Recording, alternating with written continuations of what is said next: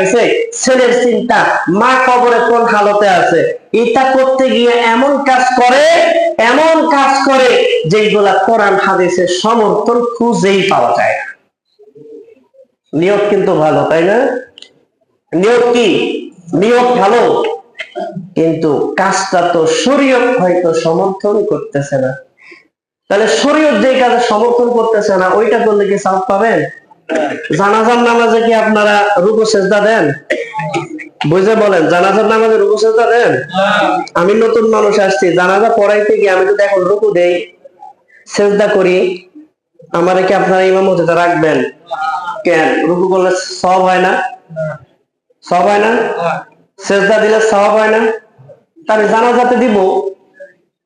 আপনারাই তো বলতেছেন যে সওয়াব হয়, তাহলে আমি যদি এখন জানাজা পড়ানোর সময় রুকু করি, আপনি কেন বলবেন যে আপনার ইমামতি আর দরকার নাই? আমি যদি জানাজার নামাজে সেজদা করি, আপনি কেন বলবেন যে হুজুর জানাজার নামাজে সেজদা করবে না?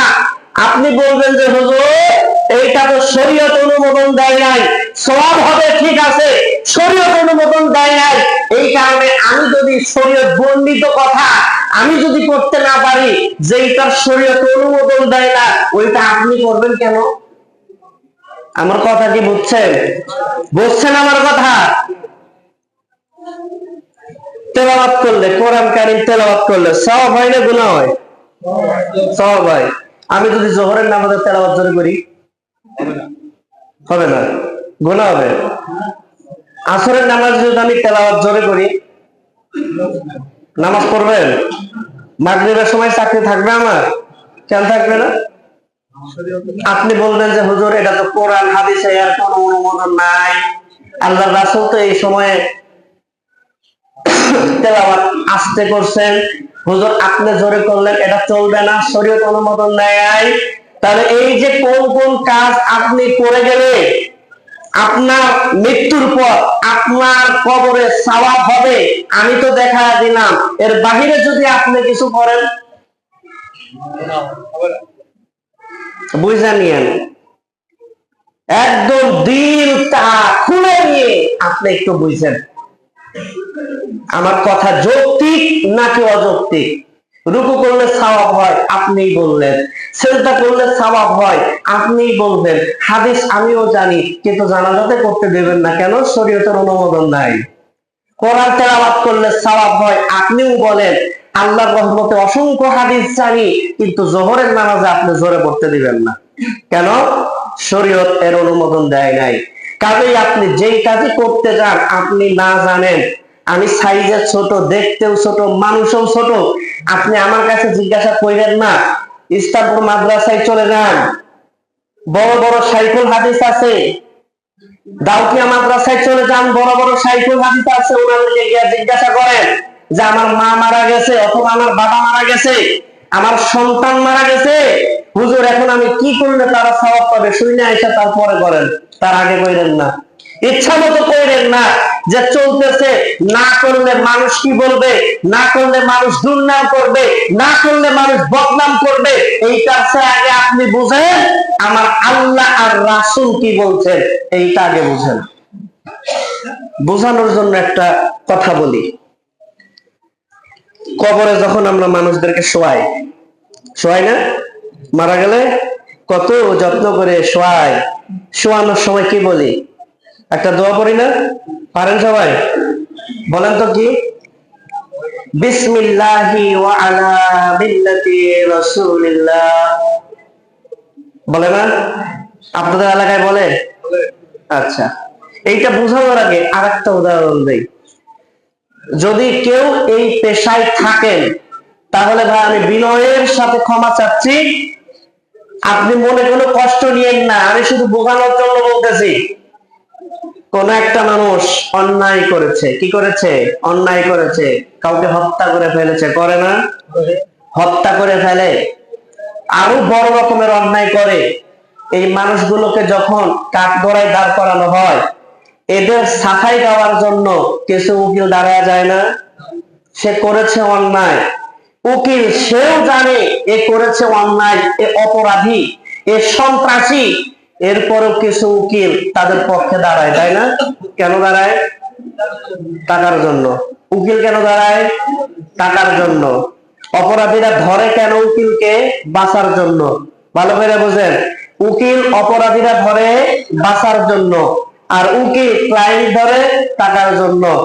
এখন উকিলও জানে যে এ বড় সন্ত্রাসী, এ বড় অপরাধী, এরপরেও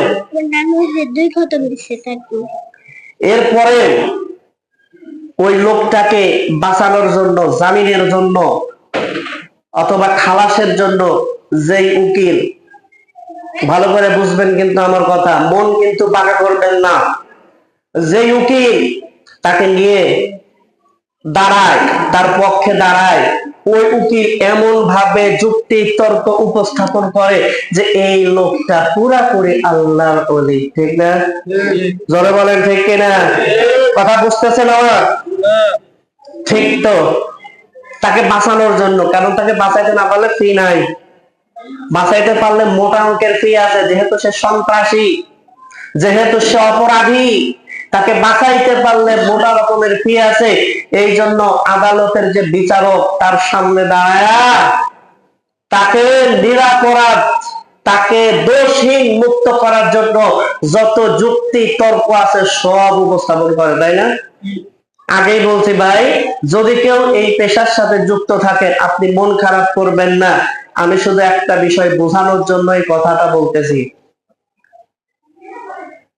আমরা যখন কবরে দেখে আসলাম যে নামাজি তার বেলায় বিসমিল্লাহি ওয়া আলা মিল্লাতি রাসূলিল্লাহ, যে সূক্ষ্ম তার বেলায় বিসমিল্লাহি ওয়া আলা মিল্লাতি রাসূলিল্লাহ, যে হারামখোর তাকে রাখার সময় বিসমিল্লাহি ওয়া আলা মিল্লাতি রাসূলিল্লাহ, যে মানুষের সম্পদ যোগ করে কেনা নেয় ক্ষমতার দাপটে, অর্থের দাপটে, তাকেও যখন কবরে রাখলাম বললাম বিসমিল্লাহি ওয়া আলা মিল্লাতি রাসূলিল্লাহ, সারা জীবনে আল্লাহর জন্য একটা বার সিজদা দেয় নাই, গান বাজনা করে দাঁড়াইছে, হারাম কাজ করে দাঁড়াইছে, কবরে রাখার সময় বললাম বিসমিল্লাহি ওয়া আলা মিল্লাতি রাসূলিল্লাহ, ওই উকিল আর আমরা সমান কিনা? কথা বলেন, সমান কিনা? আল্লাহ রাসূলের মিল্লাত তো সুদ খাওয়া ছিল না, আল্লাহ রাসূলের মিল্লাত তো ঘুষ খাওয়া নয়, আল্লাহ রাসূলের মিল্লাত তো গান বাজনা ঢোল তবলা বাজানো নয়, আল্লাহ রাসূলের মিল্লাত হচ্ছে নামাজ পড়া, আল্লাহ এবং তার রাসূলের মিল্লাত হচ্ছে 5 ওয়াক্ত নামাজ আদায় করা, আল্লাহ এবং তার রাসূলের মিল্লাত হচ্ছে সুদ ছেড়ে দেওয়া, আল্লাহ এবং তার রাসূলের মিল্লাত ঘুষ ছেড়ে দেওয়া, আল্লাহ এবং তার রাসূলের মিল্লাত হচ্ছে এই সমাজে কোরআন প্রতিষ্ঠার কাজ করা, আল্লাহ এবং তার রাসূলের মিল্লাত নিজের জীবনটারে কোরআন দিয়ে সাজানো। ওইদিকে আমরা না যায়া হারামখোর, মদখোর, নারীবাদ সবগুলার সোয়া আমরা বলি বিসমিল্লাহি ওয়া আলা মিল্লাতি রাসূলিল্লাহ। ঠিক না? ওই উকিল যেমন জালিয়া, আমরাও এখন ওই জালিয়াতের কাতারে পড়লাম। ঠিক কিনা? রাগ করতেছেন? আচ্ছা, আমরা প্রত্যেকে নামাজি হয়ে গেলাম, যাদের সুদের সাথে সম্পর্ক আছে ওনারা সুদ খাওয়া ছেড়ে দিল, যাদের ঘুষের সাথে সম্পর্ক ছিল ঘুষ খাওয়া ছেড়ে দিল, অন্যের হক যারা মেরে দিয়েছে হক গুলো বুঝাইয়া দিল, তওবা করে আমরা সবাই কোরআন হাদিস মেনে জীবনটা সাজাইলাম। তখন কি আমাদেরকে মিথ্যা কথা বলতে হবে? এটা হ্যাঁ, বুঝতেছেন আমার কথা? তখন কিন্তু আমাকে আপনাকে আর মিথ্যা বলতে হবে না। ওই ব্যক্তি আল্লাহর রাসূলের মিল্লাত নিয়েই জীবন কাটাইলো, আল্লাহর রাসূলের মিল্লাত নিয়ে সে তার জীবনটা চালায় যখন গেছে, আমরা বললাম আমরা কিন্তু সত্য বললাম। ঠিক না? আর যখন এর বিপরীতে চলে সে গেল, আমরা ওই একই কথা বললাম, আমাদের মাঝে আর ওই উকিলের মাঝে কোনো পার্থক্য নাই।